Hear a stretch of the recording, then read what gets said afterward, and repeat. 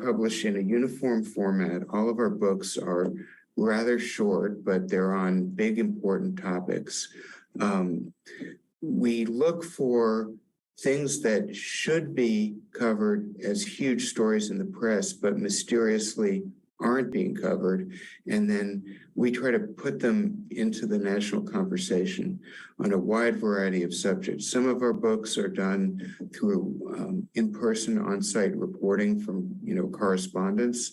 Some of them are done by academics and analysts, but they all are meant to meet the test of making a really fresh point or bringing new information about an undercovered subject that we will do everything we can to kind of put on the national and global agenda. You might want to look at our website, globalreports.columbia.edu. We sell books through the site and through bookstores and Amazon and so on. We also have a newsletter that you can join and hear about lots of events like this and other things that we do. So I also want to say we're like a lot of journalism these days. We're new and we're a nonprofit, and we're only here because we have generous supporters, as well as our authors and staff and so on. So if anybody who has done anything to help us get here is listening, thank you very much. And if you're not listening, just we're very grateful. Can we bring on Lev and the panelists now?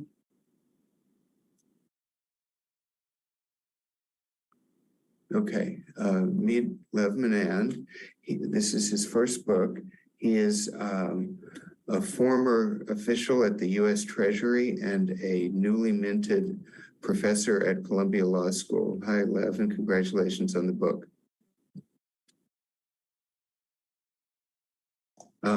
Katharina Pistor is Edwin B. Parker Professor of Comparative Law at Columbia Law School. She's an expert on corporate governance, money and finance, property rights, and comparative law and legal institutions. Her most recent book is called The Code of Capital: How the Law Creates Wealth and Inequality. And then, at least in the bottom right of my screen, is Simon Johnson.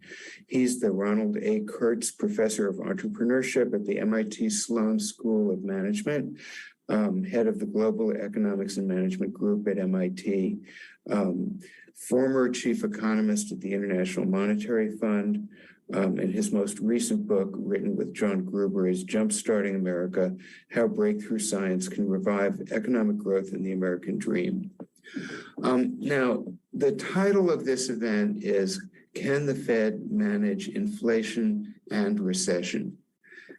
We're not going to start by answering that question. We will get to that question. So if you want to call your broker and put him on hold, until we get to that, that's fine. But the real central motivation for this book is to broaden the conversation about the Federal Reserve, the very powerful and not fully understood American institution that, as you'll hear, is not only, what you usually hear on television and the newspapers is either the Fed Open Market Committee is about to meet, and as a result, there will be a change in interest rates, and as a result of that, the markets will react. So that's what we think the Fed does.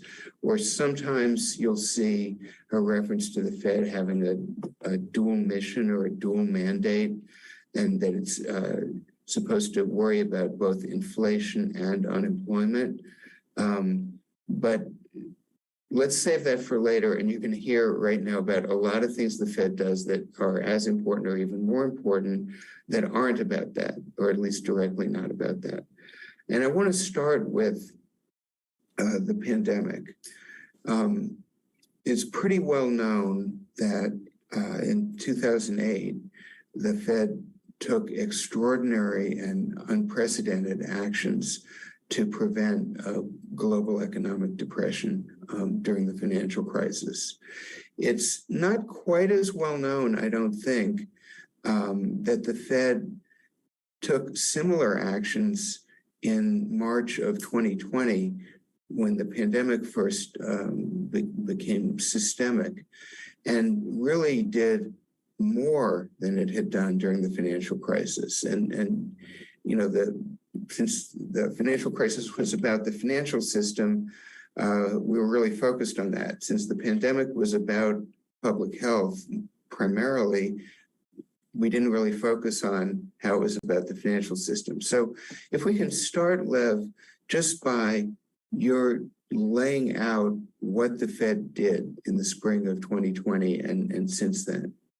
Yeah, I think that's a great place to start. So there was basically a financial crisis in March and into early April of 2020 that was triggered by the economic uncertainty that was created by the pandemic, but unrelated to the pandemic itself, that looked very similar in many ways to the financial crisis that was experienced actually much more slowly over a year and a half, beginning in 2007 and reaching an acute phase in 2008.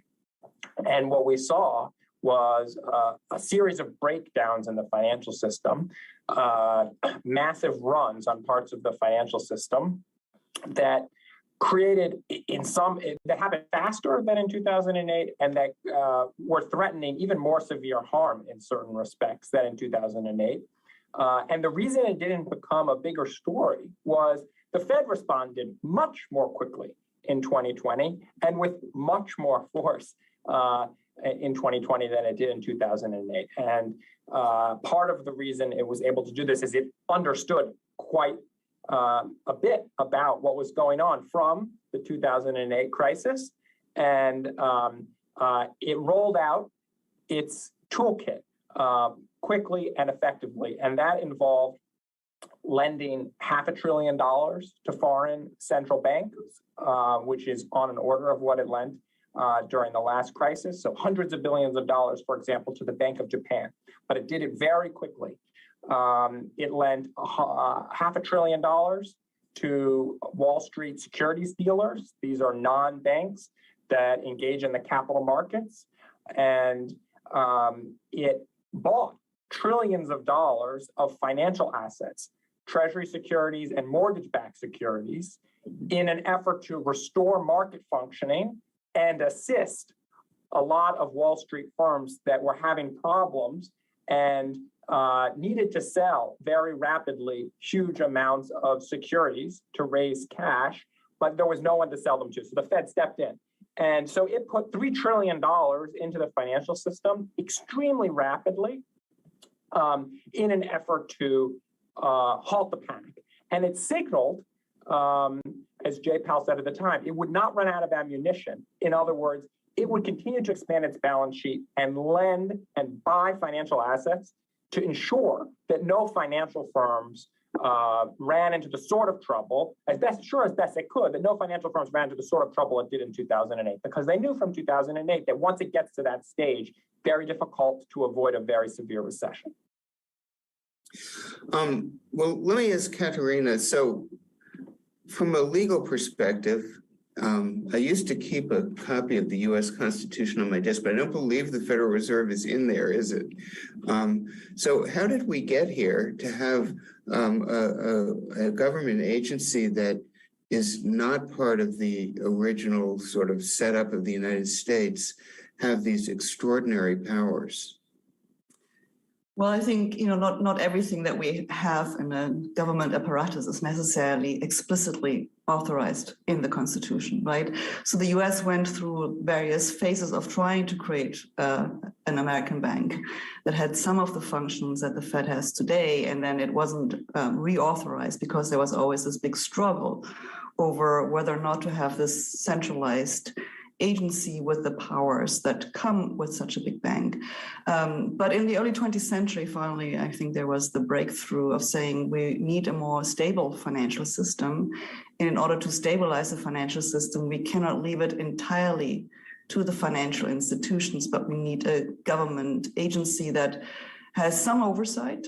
And I think it's one of Lev's central arguments is how important actually the oversight, the monitoring, the governance of the financial system by the Fed has been in the original architecture of the Federal Reserve System, but also then provide some necessary liquidity backstopping. So this was basically, you just create a Congress enacts a piece of legislation and creates this institution, but without necessarily constitutional change. Simon, I guess I want to ask you: are you okay with what the Fed is doing or has done? I had a little cognitive dissonance in my own life in the spring and summer of 2020 because I was reading about the horrific suffering that people were experiencing, including economic suffering. And I didn't get COVID, thank God, but then I kept looking at my, I'm a professor, so I kept looking at my TIAA account. It kept going up. And I thought, why am I not suffering? In fact, I'm prospering during this horrible time. Why is that? Well, I think there are two separate answers to your question, Nick, both of which are actually in Lev's book. The first sort of way to frame the question is, what would you rather the Fed have done in March and April of 2020? Would you rather they'd step back? Would you rather they'd done nothing? And of course, there is a missing experience. Katharina talked about the early founding of the Fed, the beginning of the 20th century. Lev talked about the 2007, 2008 crisis. Of course, there was a really big experience in between those two, which is the Great Depression of the 1930s, when the Fed, despite what Katharina said exactly correctly about the founding impetus being a more stable financial system, in the 1930s, for various reasons, the Fed said, you know what, let the chips fall where they're going to fall. We're not going to do anything to stabilize the financial system. And the general view is that exacerbated the economic downturn. That is not only the general view, that's also the view of Ben Bernanke, who became chairman of the Fed in the early 2000s and who talks now about how he drew on his study of economic history from the Great Depression to come up with the policies that were applied, as Lev said, a little late, a little slowly in 2007, 2008, and that were applied more directly and upfront. So I think if you say, at the moment of crisis, what do you want the Fed to do? The answer is prevent another Great Depression. However, what I really like about Lev's book is he takes it down another level and he says, okay, you know what? Why are we having this level of vulnerability? What are the structures that have been created that are runnable, as he said, that are precarious, and the precise name or identity of the things that are prone to collapse does change from episode to episode, but the underlying structure and that weakness continues, and unfortunately, bailouts can exacerbate that, and certainly not doing financial reform properly and carefully between crisis episodes is a major part of the problem that has landed us with some of the difficulties of today.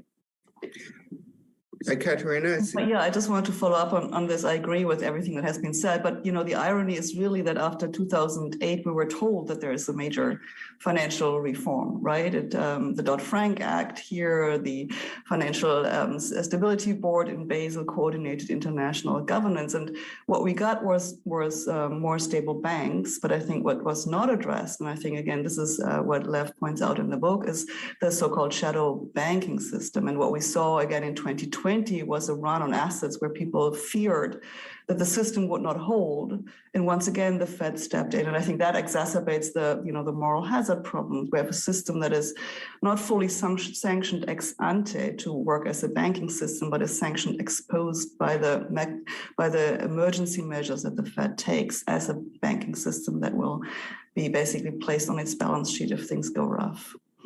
You referred to it as the broker of last resort, right? Yeah, the dealer of last resort. I think Perry Marilyn coined that term, I think. So we used to talk about the central banks as the lenders of last resort. That's what Bagehot called it in the 19th century. And now we're talking about a dealer of last resort that is basically buying assets that nobody else wants to buy in times of distress. This is why I raised my TIAA account because people who have assets in the markets are tremendous beneficiaries of this aggressive Fed intervention, but most people don't have assets in the market. So could it be seen as a form of economic policy making that essentially enhances inequality, or at least doesn't try to correct for inequality?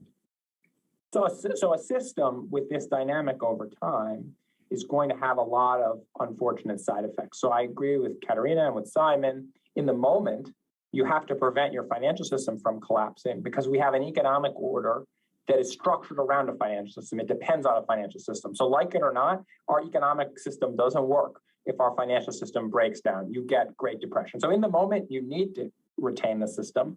But if you continue to have a poorly structured financial system that needs this sort of intervention, every business cycle downturn, you have a lot of very unfortunate side effects. One is financialization of the economy and expansion of the financial sector. The instability actually tends to get worse over time because markets tend to expect the Fed to step in, so you get privatization of gains, socialization of losses.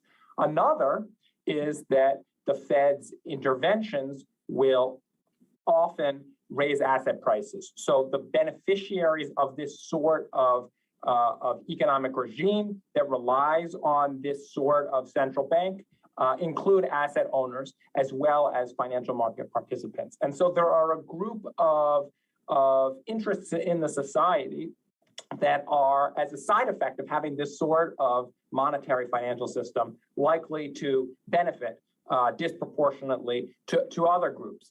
And that can have, I think, deleterious consequences for the functioning of a democracy more generally. I want to return to that in a minute, but first, Lev, do you think that the Fed has gotten outside the bounds? I mean, maybe with the best will in the world to prevent depressions, but has gotten outside of the strict bounds of its legal charter? I do think that the Fed has stretched beyond its charter. Incidentally, it didn't do these stretches for the first time in 2020 or even 2008. A lot of the seeds of our current problems were planted decades ago when the Fed first started to stretch its legal authority to actually nurture the very shadow banking system that then grew so large in the shadow, if you will, of the Fed's implicit support, to the point where it then collapsed and required the Fed to explicitly backstop it in all these ways. And so the Fed's initial stretching happened in the 50s and 60s. And at the time, Congress was really irate about it, but there was an impasse, and ultimately the legislature didn't adjust the law, and the Fed continued to sort of act extra legally. And so we reached a point by 2008 where certain moves that the Fed was making, like lending trillions or hundreds of billions to foreign central banks, that are properly conceptualized as lending under the Federal Reserve Act, and therefore should be done through lending authority. So there's a non-bank lending authority called 13.3, have been done in an easier way with less transparency in a sort of extra legal framework that the Fed actually set up in the early 60s. And so there's a whole story about how the law has been changed and morphed, but it actually starts way earlier than 2008 and 2020, at which point these sort of moves had already been expected to some extent by at least by the financial sector. There's so much to follow up on that I'm going to zig and zag a little bit. But one of the things that we've touched on is one of the most large and eternal questions about politics in a democracy. And the way I would put it is certain parts of the government are set up to be very, very responsive to the public in real time, and certain parts of the government are not. Scientific research, management of the technical parts of the economy, that's what we're talking about, high-level diplomacy. And so what one heard a lot in the last few years, or I heard a lot, and I know you did too, Lev, is this is working really well. Why don't we let the Fed run everything? They did prevent a depression from happening. They acted very swiftly, and kind of what the hell? Let's give them more jobs to do that aren't in their charter. I'm curious how you all feel about that argument. Katharina and Simon first. I think, we want to have maybe some autonomy of some important players to a certain extent. You would talk about the independence of the judiciary as well, the Supreme Court, the independence of the central banks, so that they are not directly controlled by the executive in particular, I would say. But in a democratic system, we still have to ask the question whether they are accountable to anybody, and if so, to whom. And once you realize how powerful these agencies become, especially when there is the kind of mission creep, if you like, that Lev describes for the Fed, the notion that there would be independent both of the executive and the legislature and answerable only to the constituencies that might have the greatest informal sway over these institutions, we have a problem, especially if when people find out as well that actually the political impact is quite powerful. So if you create inequality by the interventions that you take, and maybe you can't take any other interventions, although that might be debatable, but if that's the outcome, then these institutions become increasingly politicized.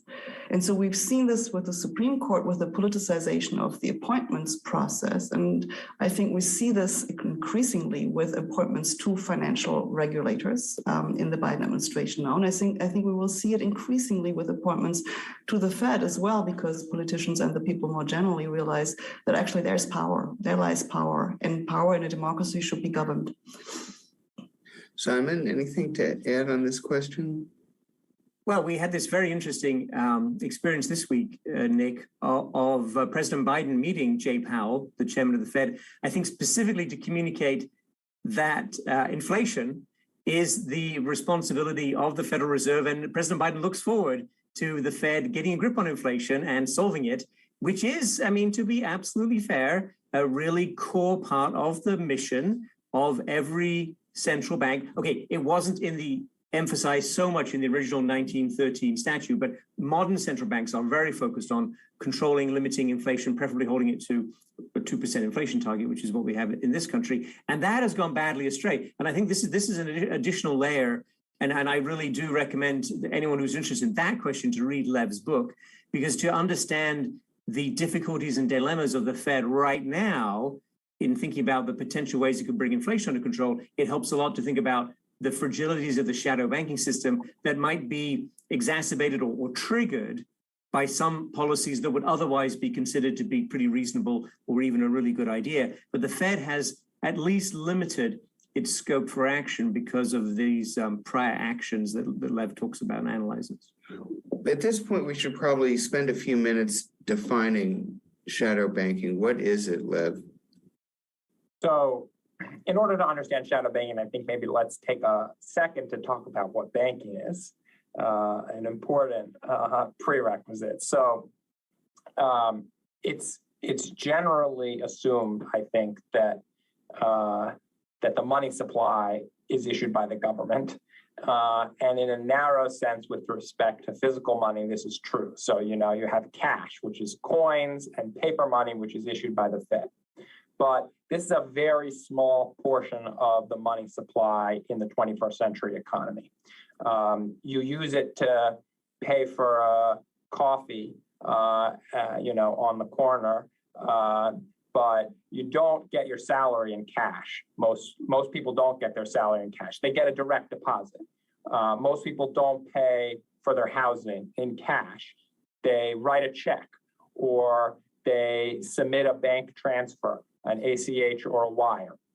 And businesses, the vast majority of business activity, cash has nothing to do with it. And so what money is being used for all these transactions? Deposits. And the role of a bank is to create these deposits.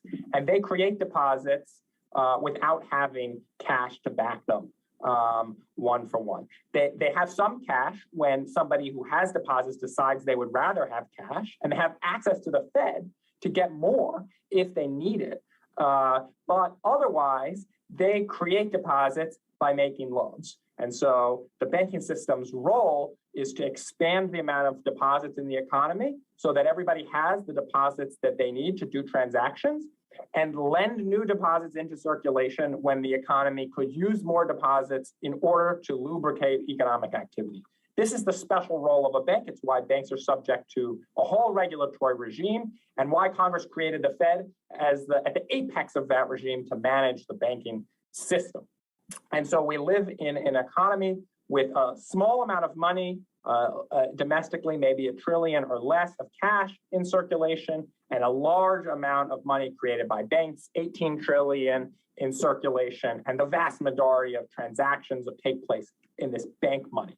Shadow banking is the creation of deposit-like money by non-bank institutions. And so when you log on to Bank of America, let's say you have a bank account there, or Wells Fargo, you'll see your balance, $4,000. There aren't physical pieces of cash to back that. Those are Wells Fargo bucks. Wells Fargo has created that money. Shadow banking usually isn't used by individuals. It's institutions. Instead of having an account for themselves at Bank of America with, say, $40 million in their account, they will have what is effectively similar to an account at a non-bank financial institution that sort of will function in the same way. They can't call it a deposit. It can't look exactly like a deposit because that's illegal under US law, but they've structured it to function similarly. And there are a variety of different types of functional equivalents to deposits or near equivalents. And by 2008, they were half the money supply. So if there were, X amount of deposits, there was X amount of shadow bank alternate deposits. Can you give a specific example of a shadow bank just to make it concrete for us? So the type of shadow bank money that is most familiar to most people is money market mutual fund shares, because individuals can actually hold those.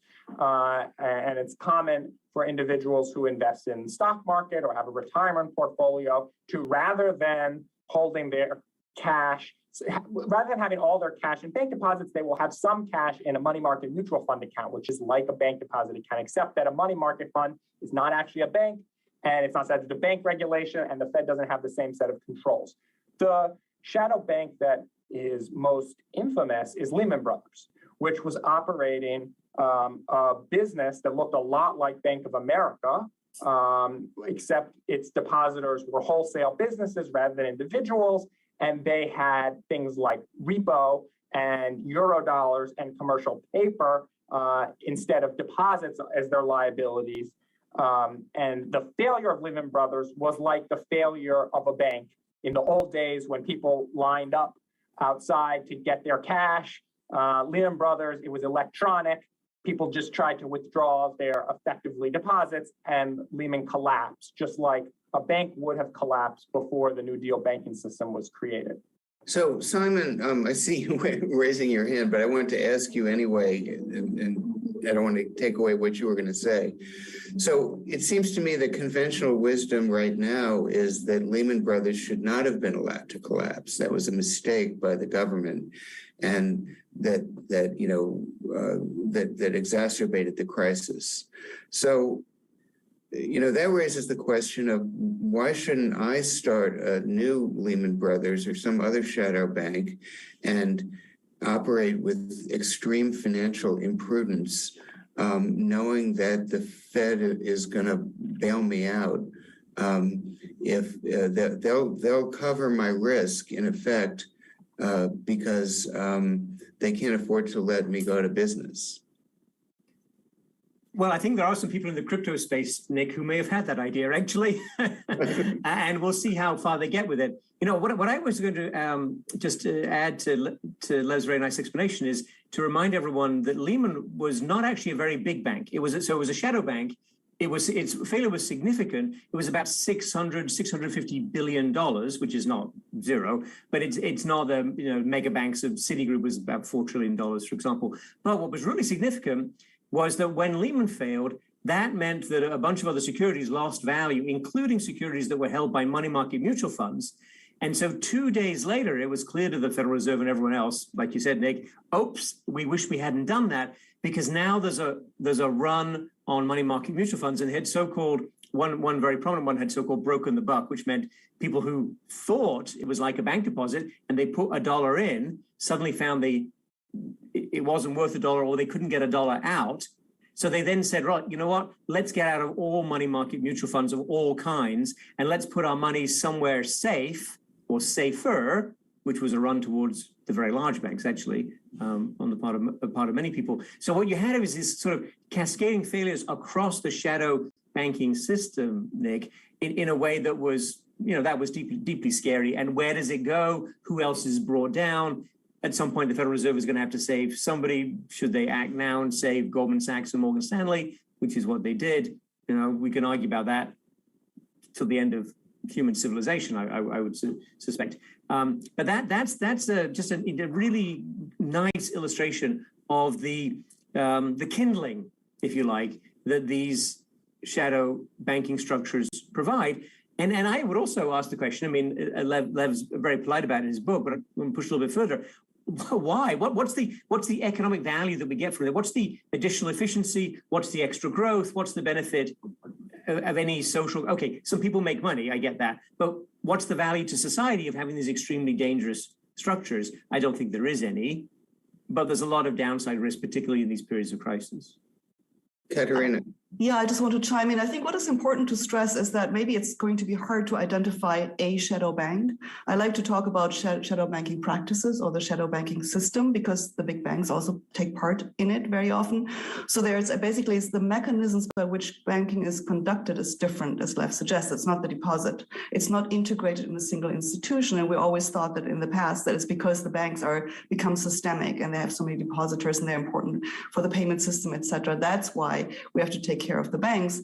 But shadow banking does the same through different types of practices that are much harder to trace. So there are money market funds, there's certain types of assets that play an important role, like the repos. So I think it's a much more diffuse type of system that we have allowed to develop. Now, whether it was wrong to allow Lehman to go under, I think that was sort of the opinion just after the crisis. I have to say, looking back from 2020, maybe it would have been better to let the system crash then than now. So we're now in a system where we know the volume or the interventions that the Fed and other central banks have to do to sustain the system become larger and larger, and we're getting more and more afraid of letting the system destroy itself because of the repercussions this would have. So it's I know it's a difficult thing to say, and the problem is when you let a system crash, a financial system, you don't know how you get out. In the 1930s, the United States sort of worked itself out of it, mostly also by entering the war. In the end, I'm from Germany. We got fascism right after the big crash. Other reasons as well, but I think that could be an outcome as well. So it's a difficult thing to say, but it's not clear to me that we can avoid a crash forever by the Fed or other central banks trying to prop up the system with the same mechanisms, and the system then responding by expanding, because it's a clear moral hazard story that we're telling here. So I wanted to spend a few minutes on what to do about the shadow banking problem. So, one answer would be to say, okay, if you want to be a shadow bank, you own the downside and the upside, and you might well go out of business, which in some instances poses systemic risk. Are there other possible solutions to that problem? Well, there's the solution that was imposed by the New Deal Congress in the wake of the Great Depression, which was to recognize that the money supply was critical infrastructure for the economy, that if the government wasn't going to issue all of the money supply itself, if it was going to outsource money issuance, or if it was going to tolerate any sort of private money, like bank deposits or shadow bank alternative deposits to circulate, that it had to have a very strict structure around that. And so it gave banks what it thought was a monopoly on money augmentation, and it put the Fed in charge of overseeing the banks to ensure that the system was stable and didn't run into the sorts of problems that it ran into in 1932, 1933, And it was a very successful system. So we had 50 years of financial stability and monetary stability. And the problems that we've experienced in the more recent 40 years have been in large part a product of unraveling that system and allowing this activity to, with the tacit support of the central bank, and then now more recently the explicit support, grow up in large amount outside of the banking system, essentially holding the economy hostage. Think about it this way. Think about the monetary system as the electricity grid. And now imagine you have half the electricity grid that's governed by the electricity regulator, and you have another half of the electricity grid that's just outside of that regulatory system. And then that half is really vulnerable during economic downturns. It can't keep operating unless the government gives it a lot of money. Are you just going to let them just shut off that half? Think about what happens to your economy if we just lose one half of the whole electricity grid. It's lights out for all sorts of economic activity. And so you have to solve the problem in advance. If you want a durable solution, you can't wait. The arrangement we have right now is to have the government coming in when half the lights are about to go out. So Katharina proposed, the solution of just let these guys go out of business and, so, but I don't want to overstate, but then I think where you're going is there's another species of solution, which is to try to regulate the shadow banking system much more than it is regulated. I think Katharina is observing the political economy. So when we got the New Deal banking reform, that was in the wake of the Fed actually allowing the lights to go out for half the economy. A third of banks failed in the United States in 1932 and 1933. So it actually did fall apart. And these banks were predominantly the sort of shadow banks of the time, which were under-regulated or lightly regulated state chartered banking entities. And it was catastrophic. And that created the political environment, climate for significant structural reform. And sort of the concern with holding the system together is that you deprive you deprive yourself of the conditions for structural reform. But I think Katharina was at least suggested there are some downsides to letting the system deteriorate, because just as much as you might get the political conditions for productive reform, you could also get very, very bad political conditions that are inconsistent with good sorts of reforms. You can get the failure of democratic state because of the disorder that would occur if the economy goes south so rapidly. So it's a very challenging problem to solve. And it's arguable that the reason that we got Donald Trump and Viktor Orban and on and on and on is because of the 2008 financial crisis and what followed it. Simon, you had your pen raised, so. Yeah, I was going to see if we could find some middle ground between letting the financial system collapse, which has undesirable consequences in many cases, and I think Lev's view, which is a very well argued view in the book, and I admire the view, and I think it's very helpful to have out there, which is sort of the purest view. We should go back to simple, restricted banking, and frankly, if that were possible politically, I would be absolutely in favor of that. There are, as you know very well, Nick, some extremely powerful, let's call them lobbies, that would resist that. And unfortunately, for reasons Lev talks about in the book, the Federal Reserve is beguiled by them, perhaps, if that's a sufficiently diplomatic word. However, there are other reforms that can be adopted. There are other constituencies can be mobilized. There are various arguments that can be made. And there are other safeguards. I mean, why, for example, Nick, when Terra and Luna failed a couple of weeks ago, why was there not a central bank bailout of those investors? Now, it's a very sad thing. I don't want to make light of it. A lot of people basically fell for what was, in my view, a misleading offering of a security that should not have been allowed. So, the lawyers in the room definitely right about that. But I didn't see any mention that Jay Powell was going to come right to the rescue, because people didn't care. It wasn't big enough. It wasn't connected enough with things that we do care about a lot, like banks. So they weren't allowed to lend to it, or they weren't lending to it. It was sufficiently separate from the core financial system. And I think forcing that degree of separation, insulating core financial activities from frothy things, crazy investment ideas that will always be there, that is essential. And there is more, it is easier to get more support for that kind of thing than for the pure approach. I would also, of course, emphasize capital requirements. The main reason, Nick, I think we don't talk more about capital requirements in this country is that immediately people fall asleep. Even well-informed people start to drift, their eyes glaze over when you say something about Basel Committee or the tier one capital requirements or anything like that. So it's a bit technical, but making people have more equity in these enterprises reduces the appeal of some of them.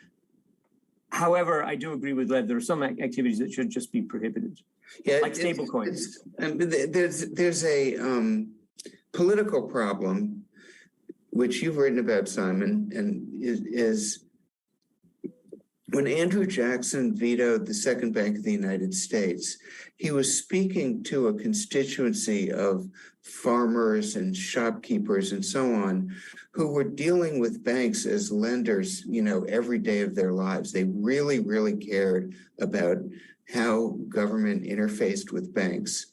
And now it's become, over many years, a much more technical issue. So it presents a classic problem, which is there's a few people who care about it a lot, almost infinitely, and are willing to put a lot of effort into, trying to influence the political system. And the general public can't get very interested unless there's a crisis. So the people who are interested tend to have disproportionate influence. It's not even that they're handing fat envelopes of, crisp $100 bills to legislators. It's what they call cognitive capture. They're in the same world. They talk about the same things. They have the same perspective. And that's a very hard problem to solve. Well, I think the way you solve it, Nick, is with events like this and books like Lev and writings like we're here and so on. It's a little bit tribal, honestly. I find a lot of academics who are and Marty at Stanford is an outstanding example of people who put years of their life into explaining this and actually having a big effect on policymakers. So that's all very, very positive. But you're absolutely right. Cognitive capture is the number one danger here. And a lot of that is facilitated by monetary payments of one form or another. I'm not saying anyone takes bribes, but I think you know how it works. Katharina? I would just add to that, I think that especially in the United States, using the financial system, in particular the credit system, to solve social issues adds to that. Because the government policies themselves have relied very much on the financial sector. And the prime example, of course, is mortgage-backed securities. So the securitization of mortgages that first the government sponsored or owned entities did in the early 1970s, and that was then expanded to the private sector, was a way to resolve the housing crisis in the burning cities in the 1960s. Right? So the financialization, if you wish, of social policies in an attempt to insulate that from politics and let the market decide. And then all of a sudden the market grows into dimensions that are difficult to control and destabilize the entire system. So then you take your independent central bank to bail out the financial system that was supposed to do this in a non-politicized fashion. So we're somehow coming full circle, that we have a system that is no longer governable if I think we're seriously in analyzing it. And rolling it back is difficult because of the political economy. We can't allow it to crash. So we are sort of basically fixing it and patching it up where we can and hoping for the best. I want to go to the questions that were sent in advance, but before we do, the tease is over. Can the Fed manage inflation and recession? That's our title. So let's talk about that for a few minutes. I'm happy to jump in first. I think it's sort of assumed in current debates right now that the Fed can raise rates and tighten financial conditions as much as it determines is necessary to slow down the economy. The way this is supposed to work is by increasing the interest rates that banks lend, something called reserves, to each other, It passes through, it affects the ability of banks to lend to their customers, the amount of deposits in the economy, and reduces the amount of new lending going on in the banking system and ultimately the amount of interest that people pay on existing loans. When people pay more interest on their loans, they have less money to spend on other things. When people aren't able to borrow more money, they have less money to spend on new things. And so spending in the economy goes down, the economy starts to slow down. What's sort of assumed is that the financial system itself can withstand these hikes without experiencing a breakdown.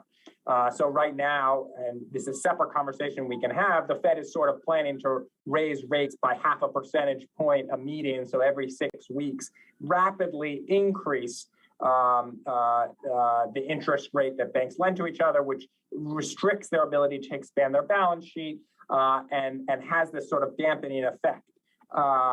But the system itself, it's assumed the system itself will continue operating and lending. What you could have is a financial crisis induced by this effort. And so the monetary system is like a big machine. And it's sort of like, think about like Star Trek, where they try to go to warp 9 and the spaceship starts shaking. If the Fed's trying to tighten rapidly, will there be runs and panics in the shadow banking system? Because one of the consequences of rapid tightening is that the assets that shadow banks hold lose value, and that can trigger a panic. That's what happened in 2020. That's what happened in 2008, and the Fed's response to a panic is to ease monetary conditions, and so what I think is a major concern right now is whether the Fed's efforts to combat inflation, and we should have a separate conversation about whether those make sense and whether its plan is a good one on its own merits. There's a question of whether the underlying fragility of the financial system just really puts a limit on what the Fed can do before it's forced to intervene to actually ease and support the financial system to keep it functioning. Simon? Well, Lev mentioned Star Trek, so I have to comment for the Trekkies out there. There's no money in Star Trek. Very disappointing for all economists who want to think about the future. So until we get to that future, however, we have a central bank. The central bank can, as Lev said, raise interest rates, can slow down the economy. Can they get it right? Can they slow it down enough to reduce inflation, which has got multiple causes we haven't really explored this evening? It's a very, very good and tough question, Nick. Lev's right. The wild card is the potential fragility in part or all of the financial system. And we didn't have a classic credit expansion, classic credit boom, but we did have this mini weird credit thing during the pandemic that you talked about, Nick, on your TIA CREF account and so on. So how is that going to, and the crypto madness, how is that going to unravel? How is that going to play through the system? Very hard to predict. I do think it's going to be difficult for the Fed, whatever happens in this episode, to go back to this business as usual. We talked about the lessons from 2008 being applied in 2020. I think the inflation experience has really burned them or scarred them, or maybe we can find a different verb, and they will be hesitant to go back to apply the Bernanke era policies again in the same way. So exactly what comes out of this in terms of macro policy consensus remains to be seen. But I do urge them at every opportunity to read Lev's book, talk to Lev about shadow banking, and think about ways that they could diffuse that explosive combination. There's no reason to carry that with us. It just makes things worse in every part of the cycle, and particularly now, it's a major complication. Katharina?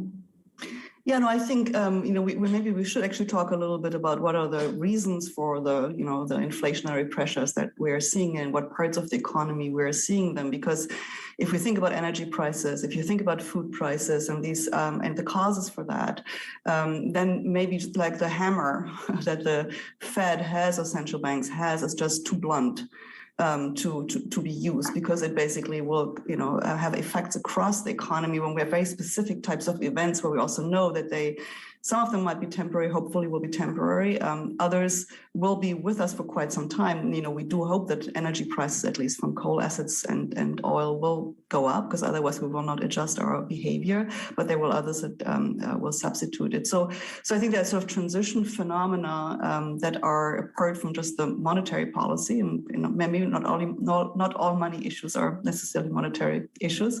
So the question is, what kind of other structural reforms might we need, or how can we use monetary policies in a more attenuated fashion to deal with specific, sector-specific issues without just using the hammer and slowing down the entire economy, which could be really counterproductive, especially at the moment we're just coming out of COVID. Let me go to some of the questions that were sent in our last few minutes here. So I won't have time for all of them, so I'm just going to throw some out, and whoever wants to go first can go first. What should people look for in watching the Fed to reassure themselves that the Fed is looking out for the interests of ordinary people?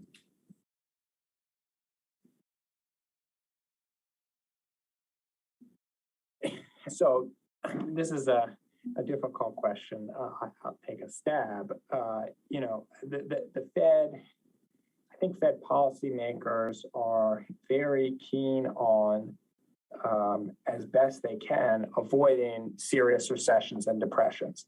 And so many of the actions they take are motivated to protecting people from acute recessions and depressions. But part of what I argue in the book is that they have a limited set of tools, and in their efforts to protect people from recessions and depressions, they, as a byproduct, often disproportionately assist financial firms and asset owners.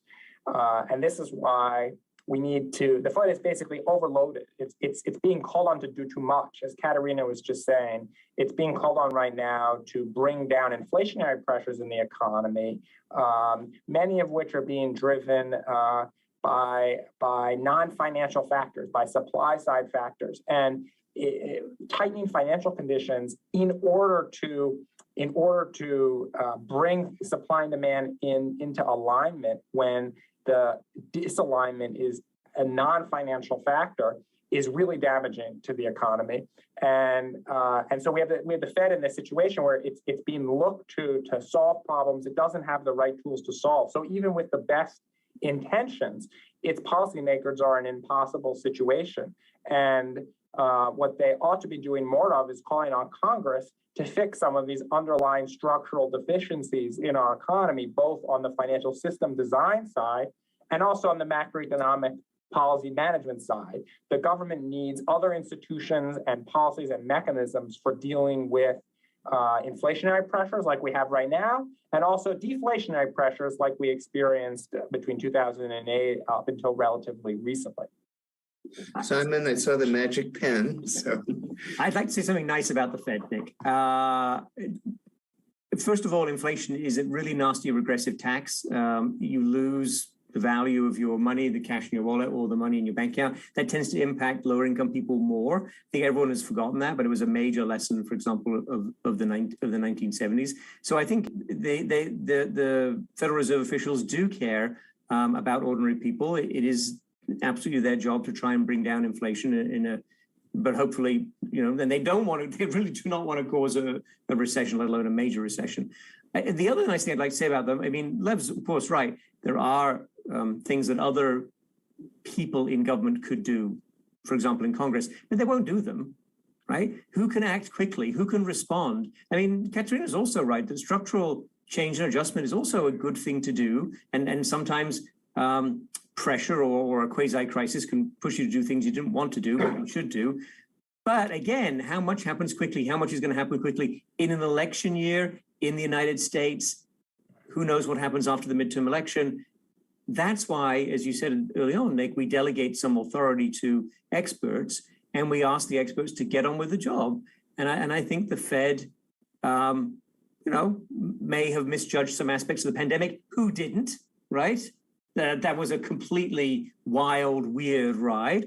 So now they have to bring inflation down. And it's not unique to the Fed, by the way. It's across all industrial countries and economies that we have a very similar problem. But back to Lev's book, we have built this powder keg. We do carry this powder keg with us, actually, Lev, through all kinds of dangerous, tricky situations where there's other kinds of potential explosives around us. But carrying this powder keg of shadow banking, it's unnecessary. It doesn't raise efficiency. It doesn't help us in good times, and in bad times, it's really something difficult to worry about.